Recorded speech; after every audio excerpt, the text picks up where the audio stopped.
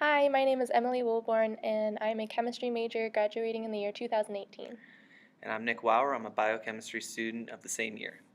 We're here today to help you with problem number 5 from chapter 4.2 in the General Chemistry Workbook. If you haven't completed the problem yet, please pause now and then attempt the problem for yourself. If you're still having trouble, come back to this video.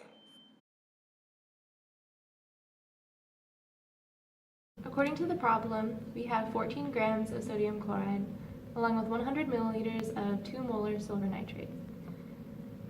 Because sodium chloride is soluble in water and silver nitrate is already an aqueous solution, we know that in our current solution we have these 4 ions present.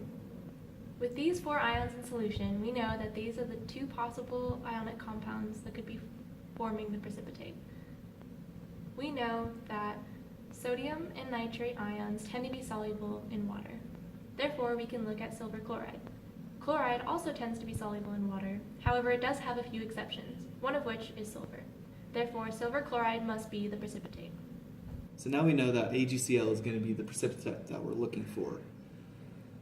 So now let's try to figure out how much of everything we have. So right now we have 14 grams of NaCl and we have 100 milliliters of silver nitrate.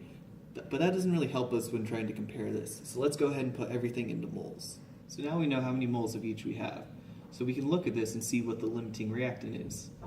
So just comparing the numbers, we obviously have 0.2 moles of silver nitrate and 0.24 moles of NaCl. So our limiting reactant has to be the 0.200 moles of the silver ion, since that is what shows up in our precipitate. Therefore, we can only get 0.200 moles of silver chloride. But that's not really our answer because the question asks for mass, so now we need to go ahead and convert. Here we have it, 28.664 grams of silver chloride.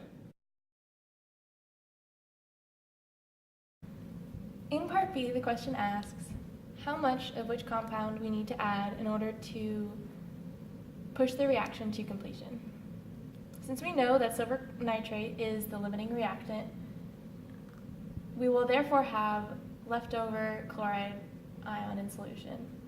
So we need to add more silver nitrate in order to push the reaction to completion. In order to determine the volume of silver nitrate solution required to push the reaction to completion, I must first multiply by the inverse of the molarity in order to cancel out moles and give us liters. Since we want the answer in milliliters, I must then cancel out the liters with 1,000 milliliters in order to get a final answer of 20 milliliters of silver nitrate required to push the reaction to completion.